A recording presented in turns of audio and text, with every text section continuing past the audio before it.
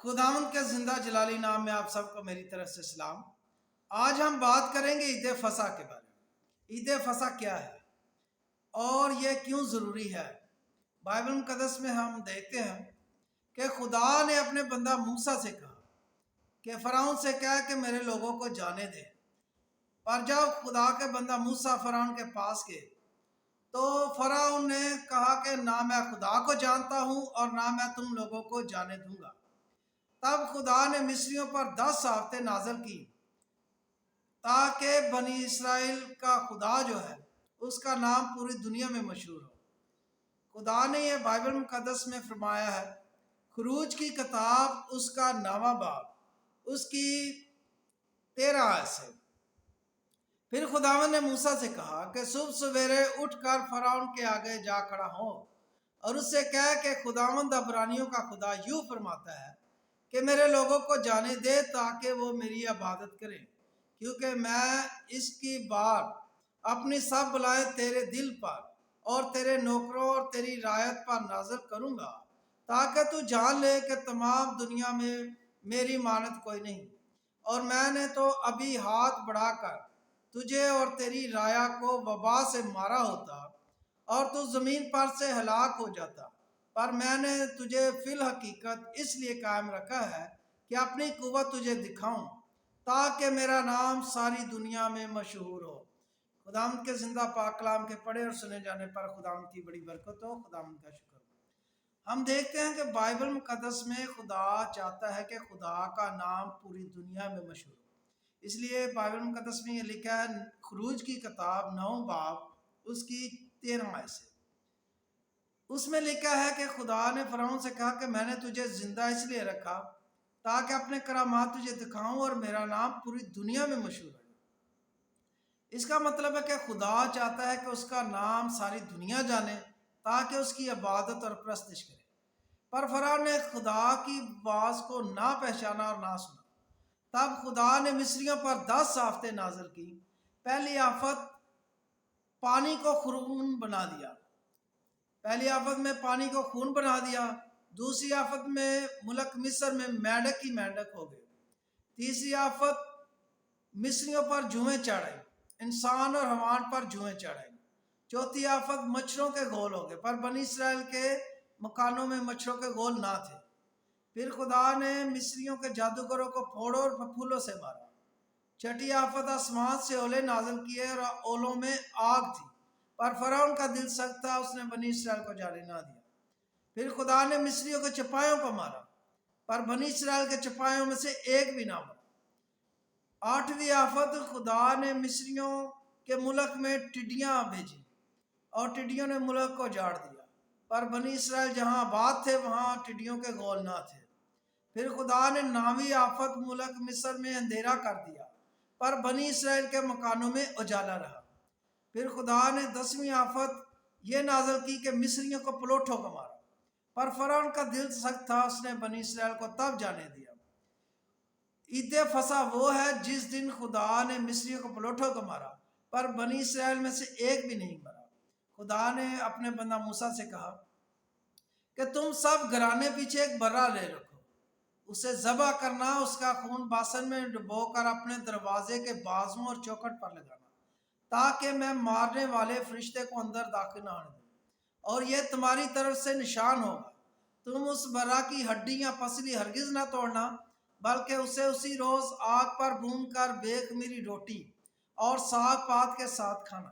جب تمہاری اولاد تم سے پوچھے کہ اس رسم کا مقصد کیا ہے، تم ان کو بتانا کہ جب خداوند نے ہمیں مصر یعنی غلامی کے گھر سے نکالنا چاہا، فرعون نے ہم کو نکلنے نہ دیا۔ تب خداوند نے مصر کے پلوٹھوں کو مارا، انسان اور حیوان کے پلوٹھے مر گئے، پر بنی اسرائیل کے مکانوں میں ایک بھی نہ مرا۔ فرعون نے جو آگ کی بھٹیا اس میں سے ہمیں جانے نہ دیا۔ تب خداوند نے مصر کے پلوٹھوں کو مارا، انسان اور حیوان کے پلوٹھے مر گئے، ہمیں بچا لیا۔ خدا نے مصر کے دیوی دیوتوں کو بھی سزا دی۔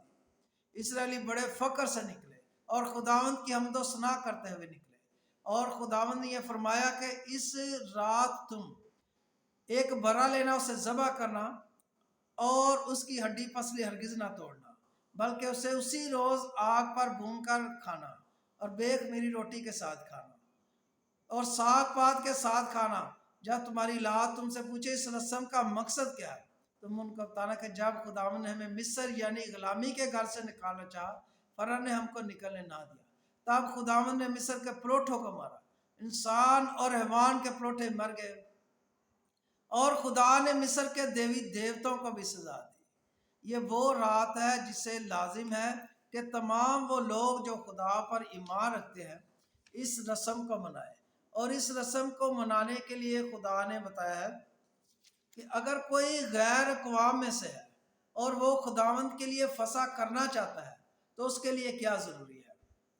خروج کی کتاب اس کا 12واں باب اس کی 43ویں آیت سے، پھر خداوند نے موسیٰ اور ہارون سے کہا کہ فسح کی رسم یہ ہے کہ کوئی بگانہ اسے کھانے نہ پائے، لیکن اگر کوئی شخص کسی کا زر خرید غلام ہو اور تو نے اس کا ختنہ کر دیا ہو تو وہ اسے کھائے، پر اجنبی اور مزدور اسے کھانے نہ پائے، اور اسے ایک ہی گھر میں کھائیں، یعنی اس کا ذرا بھی گوشت تو گھر سے باہر نہ لے جانا، اور نہ تم اس کی کوئی ہڈی توڑنا۔ اسرائیل کی ساری جماعت اس پر عمل کرے۔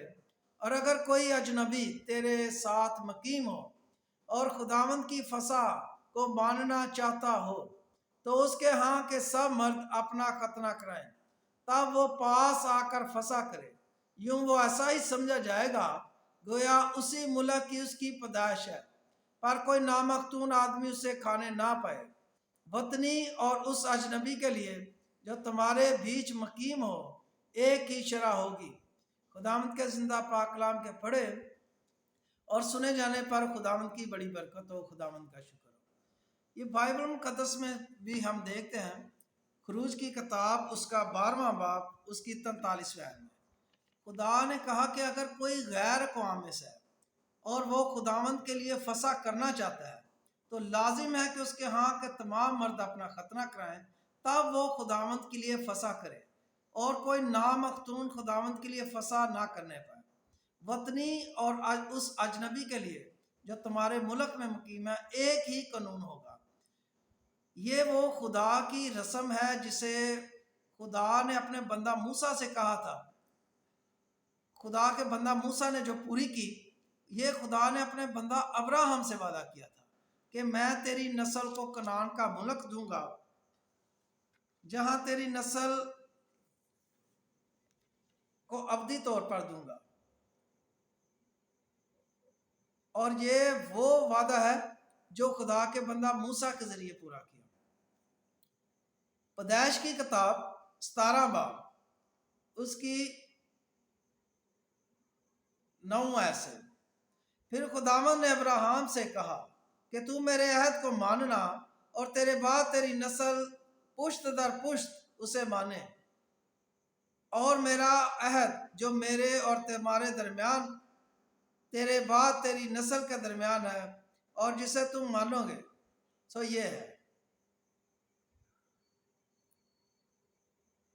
پیدائش کی کتاب 17 باب اس کی 8 آیت سے، اور میں تجھ کو اور تیرے بعد تیری نسل کو کنعان کا تمام ملک جس میں تو پردیسی ہے ایسا دوں گا کہ وہ دائمی ملکیت ہو جائے، اور میں ان کا خدا ہوں گا۔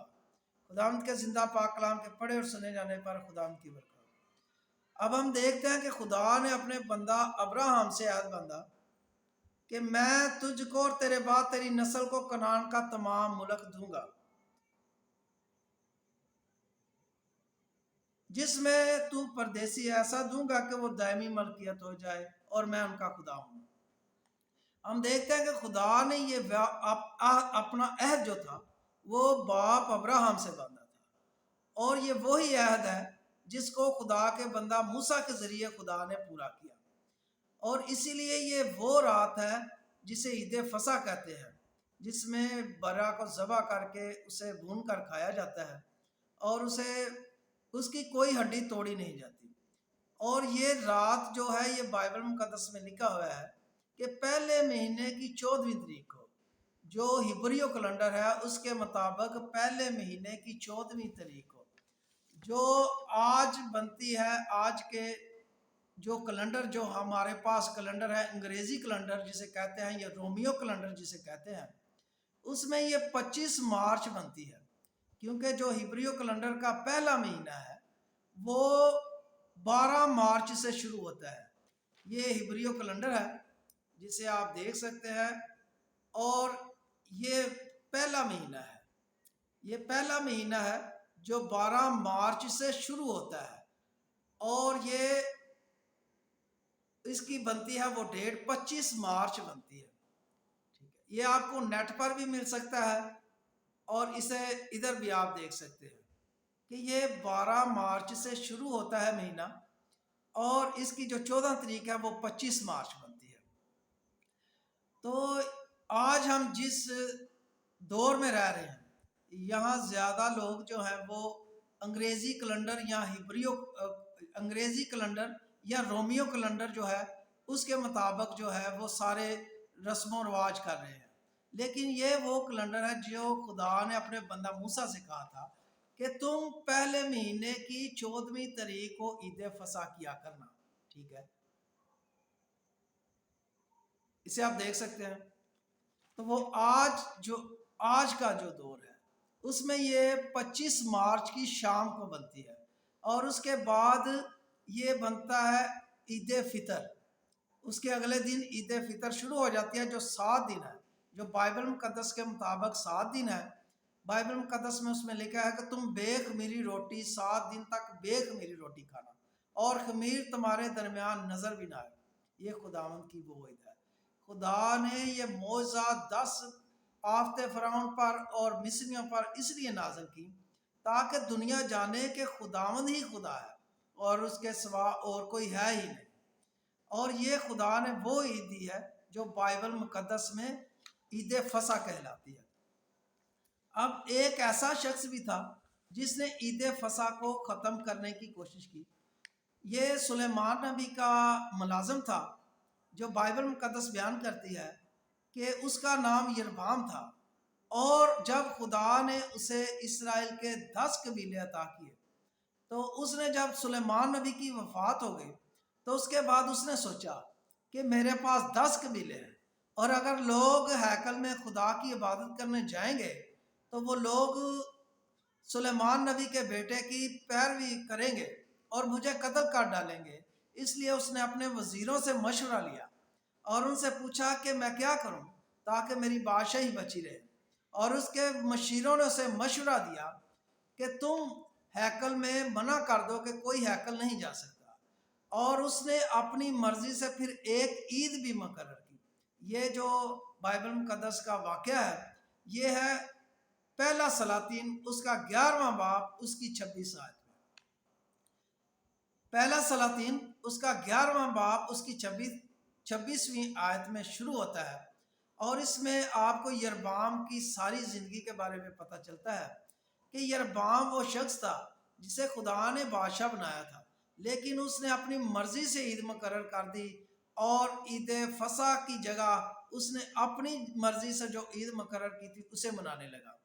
پر جو 2 قبیلے تھے، یہودا کا قبیلہ اور بنیامین کا قبیلہ اور لاوی کا قبیلہ، یہ سب جو تھے یہ عید فصح مناتے تھے، جو بائبل مقدس میں ہیکل میں عبادت کیا کرتے تھے، اور یہ وہ لوگ تھے جو خدا کی پیروی کرتے رہے، لیکن جو بل کے پیروکار تھے، یربعام کی پیروی میں بل کی عبادت کرتے تھے، انہوں نے اپنی مرضی سے عید بنا لی، اور وہ 1000 سال تک ان کی بادشاہت رہی، اور وہ 1000 سال تک اس بل دیوتا کی عبادت کرتے رہے، اور اپنی مرضی سے جو عید بنائی تھی، مقرر کی تھی، اس کی عید مناتے رہے۔